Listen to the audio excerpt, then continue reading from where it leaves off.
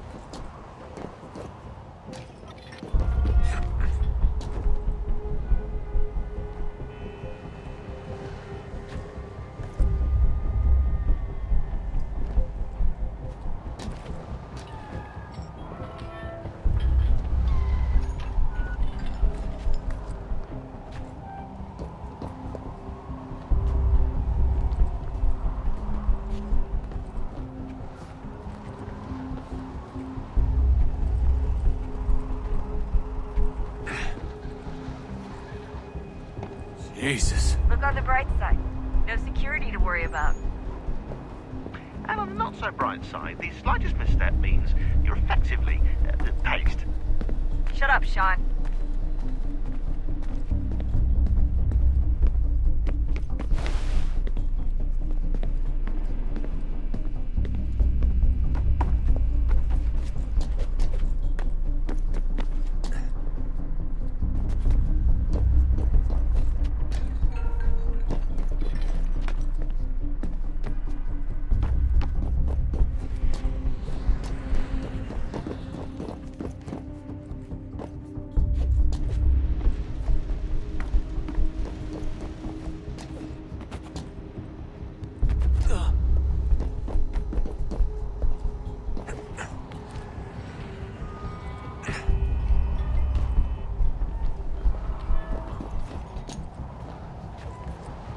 Almost there, Desmond. Once you reach the top of the lit-up crane, you should be high enough to make the jump. Should? It'll be fine, don't worry. Well, you might want to worry a little. I'm pretty sure she was high when she was running the numbers. Sean! A joke. It was a joke.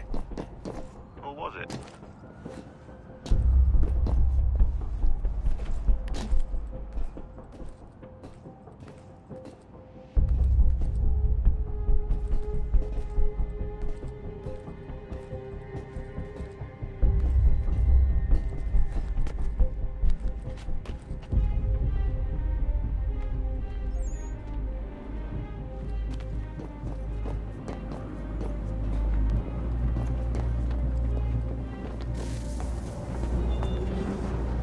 when you're ready, but wait for my signal to open the chute. Timing's really important here. Too soon or too late, and you'll miss the building.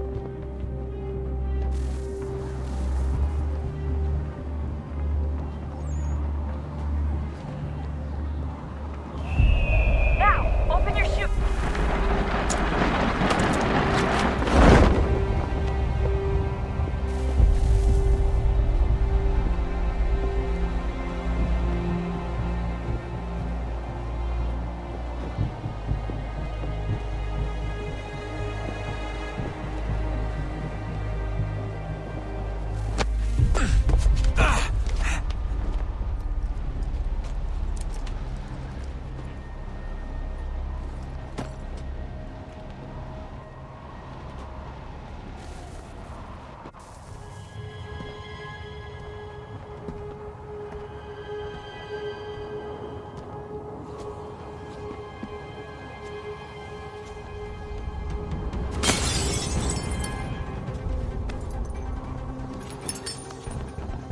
That wasn't so bad.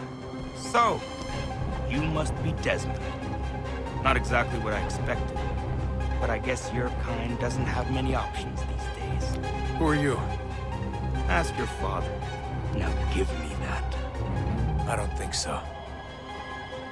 Look, I'm not supposed to kill you, but the boss man didn't say anything about fucking you up. So you got to the counter.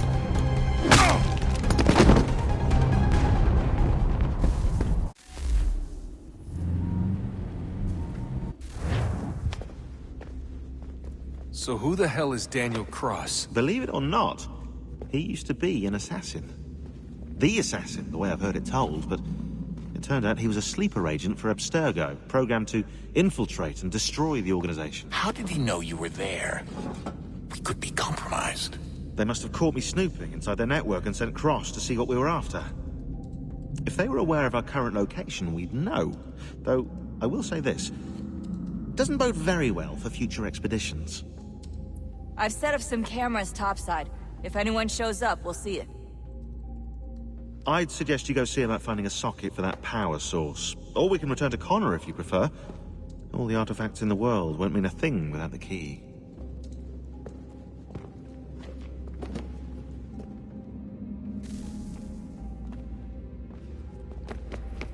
I know everyone thinks I'm being silly, but I can't shake the feeling we're being watched.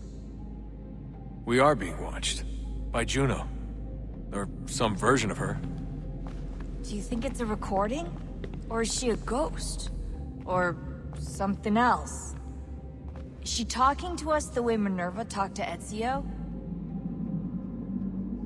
No clue. I mean, who knows what else they were working on down here? There's still so many rooms we don't have access to. But do you think she's like literally down here, waiting somewhere, still alive? Still alive? That's mental. That I mean she'd be at least 75, 80,000 years old? Well, powerful, yeah, but not that powerful. They came down here looking for a way to survive. Maybe they found one. Was it weird seeing Cross? What do you mean? It's different for you. You don't know about what happened, I guess. For a long time, he was important to us. He was a different person. Sean said he was a sleeper agent. Like Lucy. It was different. She made a choice, but Cross, if you read the files, Abstergo just... They did terrible things to him. Rebecca? You're lucky. We all are. We have people who care about us, who look out for us. He was all alone, and the people he thought he could trust, they used him. Did you know him? No, but I knew Hannah. Who's that? She tried to help him. She trusted him. But there was a raid about a year ago. She stayed behind so the others could escape. Tried to reason with him to see if she could fix things. Well, what happened? What do you think happened? He killed her. That's what he does. That's all he knows how to do. Sometimes it seems like that's all any of us know how to do. Rebecca, I just want to be alone right now.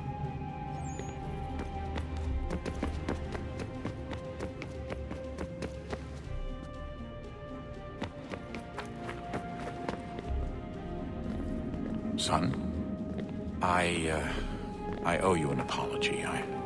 I shouldn't have lashed out like that. You have to understand, I've never been very good at this. Never mind that we live rather extraordinary lives. I kinda liked my ordinary one. You can't escape who you are, Desmond. So I've noticed. Look, it's silly for us to go back and forth like this. I admit, I did a shitty job raising you. I apologize, I'm sorry. But it's important you understand it didn't come from a bad place. You're my son. I love you. I guess I was so busy trying to make sure nothing bad happened, I didn't consider the consequences. Truce. I can't believe it's taken me so long to ask, but... how's Mom? She's not... No. Your mother is fine. We decided it was safer if we split up for this job. always assuming the worst. For good reason. Can I at least say hi to her? I'm sorry, it's too risky. Maybe when we're done. Right. When we're done.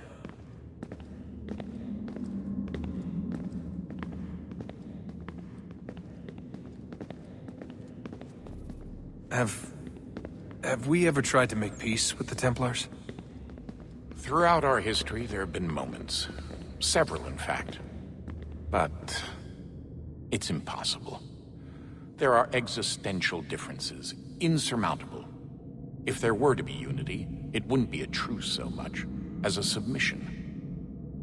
But knowing what's about to happen, wouldn't it make sense to try and talk to Vidic?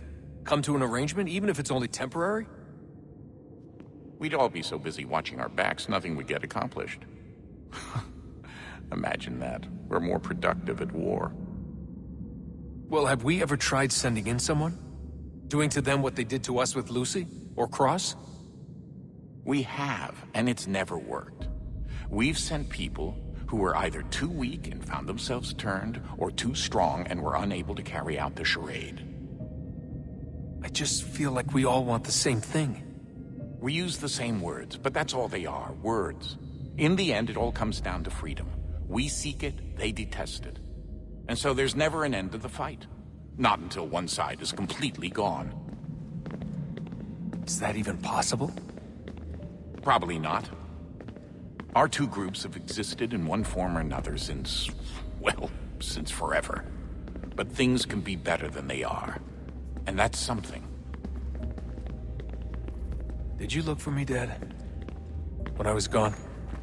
Every day. Come on. I mean it. Every night I'd look, searching for your name or variations of it, hoping you'd slip up. Abstergo only found you first because they had better access. A few more days and it would have been me. Well, I'm here now. And I'm glad. Do you think Lucy regretted what she was doing? I used to think I knew her well, but clearly that wasn't the case. So I really can't give you an honest answer. She seemed so sincere, though. Like she really wanted to make a difference. Yes, well, when I first met him, I thought the same thing about Cross. It just keeps happening over and over again. What does? Everything. Don't get weird on me, Desmond. No, it's fine. I'm fine. Don't worry. All right, then. You should think about getting back in the Animus. We've got to find that key. We should probably get back to Connor. Come on, son. We got work to do.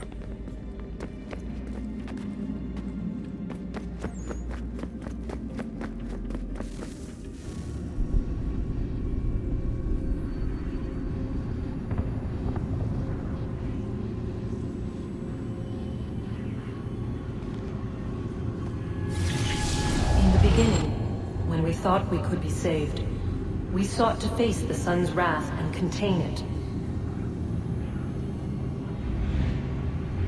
4 towers would be built to pull her fury into this place and dispel it.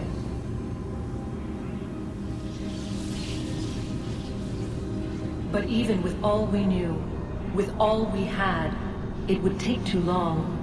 1,000 years we could labor and still the work would not be done. The first tower was never completed. The project abandoned. We moved on. But while we labored on other endeavors, a few returned. They thought to automate the process. Metal might finish what flesh could not.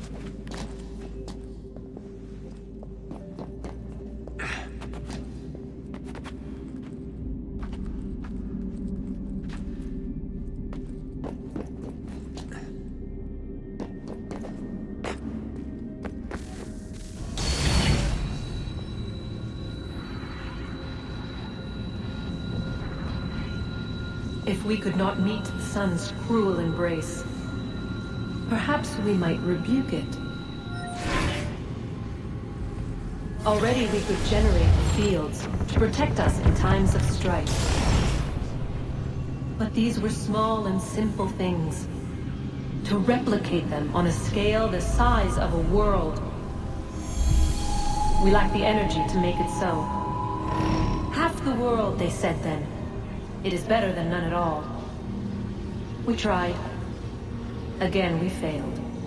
A quarter, they asked.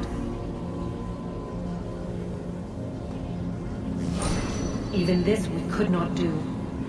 A 6th, an 8th, a 10th, they cried. The answer was still the same.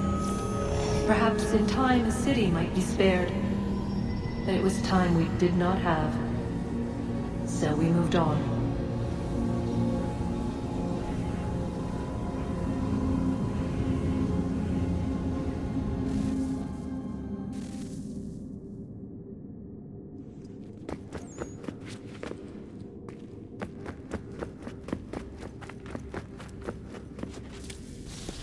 Wonder what's inside. Only one way to find out.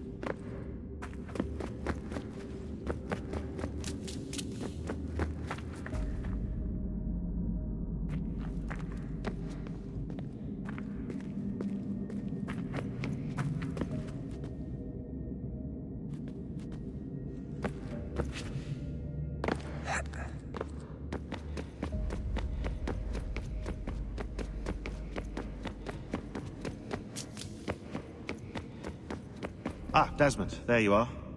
Can I ask a favor? Maybe? When this is all over, I'd like to try turning the dial back on the Animus. Like, all the way back. To the time of the first civilization. You think it would work? There was no real loss of fidelity when you visited Altair. Then again, that was about 1,000 years ago, and I'm looking at going back at least 70,000 more. Sure, I'd be up for it. It'd be interesting to see what things were like back then. Excellent. I think it would prove most enlightening. So this is how it started. What are you up to? Just brushing up on my American history. I say history. They certainly teach you strange things in the States. Like what? Well, for all the talk of this being a revolutionary war, it was a civil one. Well, not that kind of civil. I mean, there was no America versus Britain. It was Brit on Brit action. And you can clearly see how the whole thing got started. One war gave birth to the other. You mean the 7 Years' War? Exactly. Seems the Crown overspent in its attempt to keep the French out, wound up with a great deal of debt. Believing that the colonists should help to shoulder the burden, new taxes were created. It was a reasonable request, even if Parliament was rather, well, undiplomatic about it. Well, it's not really fair to tax people for a war they didn't want any part of. What? Didn't want any part of? Did you not notice George Washington with Edward Braddock? He was right there in the middle of it. So here you have the Crown spending who knows how much money to secure a place for the colonists to thrive, and then, when they ask for a little bit of help... Right, look, think of it this way. King George and the colonists, they all go out to dinner, right? And when the bill comes, George asks for them to kick in and pay their share. Fair enough. But keep in mind, he's been taking them out to dinner gratis for decades now. But the colonists, oh no, they insist they only had a glass of water and a side salad. Never mind the table's full of half-eaten food and empty bottles of wine. Now when the king points this out, what do the colonists do? Oh, they flip the table over and they storm out the restaurant. Probably intending to return later and burn it down. You left out the part where the king pointed a gun at the colonists and asked them to cover dinner for everyone in the restaurant.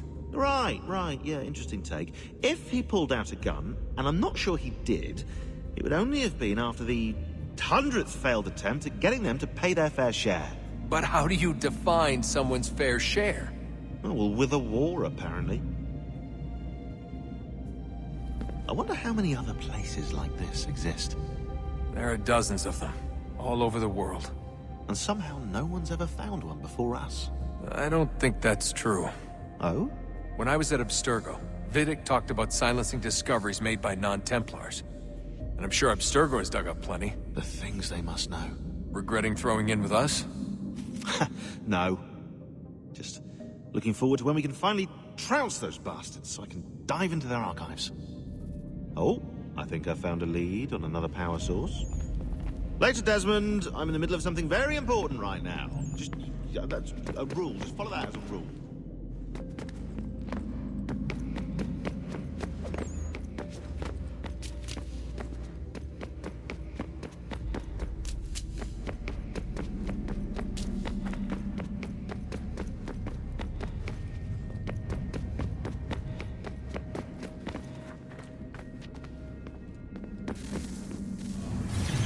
What is a fact?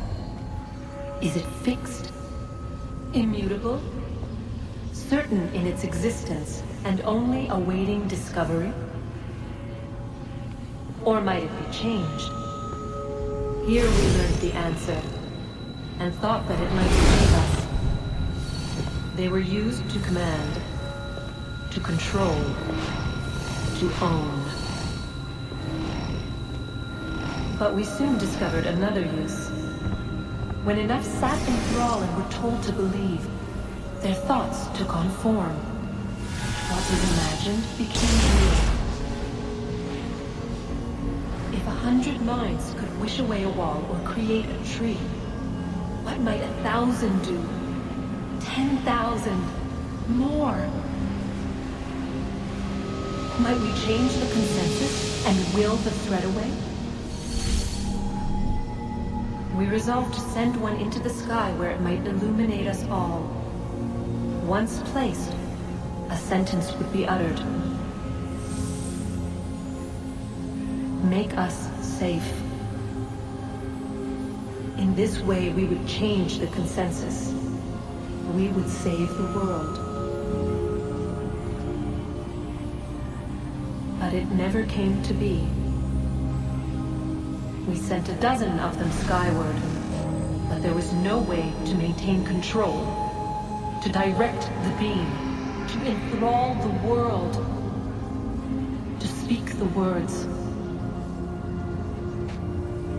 Though this was strange and dangerous, what we tried next was worse.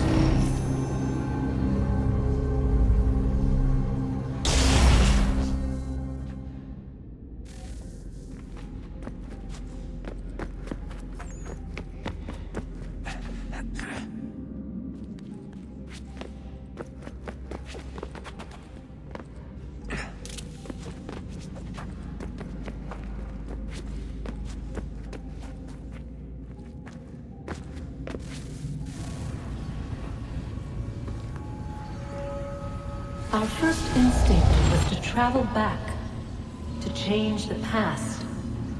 But we could not find a way. But forward, we could look forward. And so here we sought to see beyond ourselves and know what was to come. First, we wanted to learn if our work would succeed. But the answer was always the same. So we moved on to other things. But she remained. The one you call Minerva. In time, she too stopped looking. And instead began to speak.